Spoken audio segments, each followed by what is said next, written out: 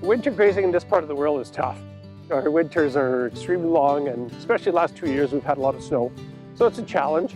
We try to do 4 different grazing systems, so stockpile, swath grazing, corn, and bale grazing. And it's just because our winters are so tough up here. And some years when we don't have no snow, swath grazing works best. But on a year like this year where there's still 2 feet of snow in the beginning of March, the corn and the bales work better for us right now. So that's why I do a little bit of everything. My goal is always to try to get to April 1st with winter grazing. It doesn't always work out there, but on a winter like this year with the weather and the amount of snow we have, I'll be pretty close. What we do is we have little paddocks, about 3 or 4 different paddocks depending on the year. We put up about 200 bales in every paddock. Bales on end work better for us. We'll get the bale truck to haul them in the summer or the fall or whatever, right into the field, and then we'll place them. We like taking the twine out in the fall. It's a lot easier. We've left it till the spring and it's a real mess and it's hard to get out, especially if you have a late spring. We don't place the bales all that tight. We do move them around.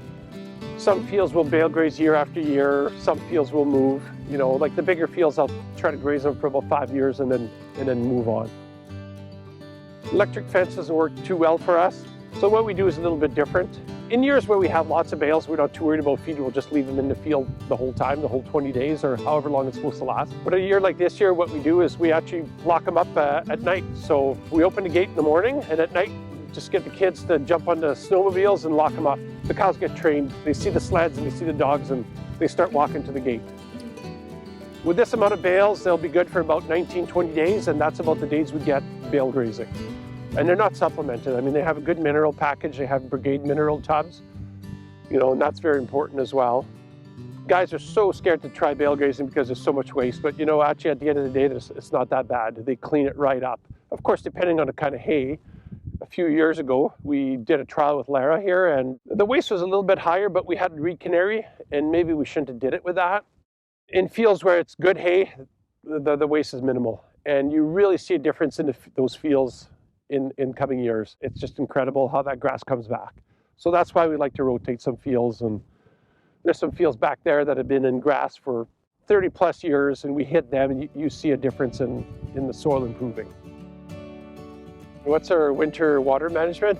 They're on snow, but we do have watering systems spread out the ranch for a backup. They prefer water, of course, but if they have the snow, I let them lick snow. It's just a lot easier. I think the key is start small. Don't commit to anything. You know, be open to trying different things. Every year is different. We've been doing it for over 20 years, and we're always trying to tweak the system. Every operation is different, right? What works for me might not work for you. We've had fields that have had anywhere from 200 bales to 900 bales. Don't start with 900 bales. Start with 100. You know, and start small and keep tweaking. Bale grazing at the end of the day is probably one of my favorite systems. You know, stockpile obviously is the best, but with the amount of snow we have. Swath grazing is great, I love it, but again, with this amount of snow, it's pretty hard. So in bales, look at them, there's 2 feet of snow and they're still giving her. And it's just about middle of March. We've tried straw, we've tried molasses on straw, we've tried it all. In years where the feed is short, you have to get creative.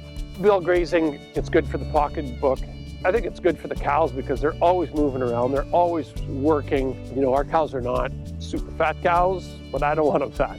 So it's good for the pocketbook, good for the cows, good for the soil.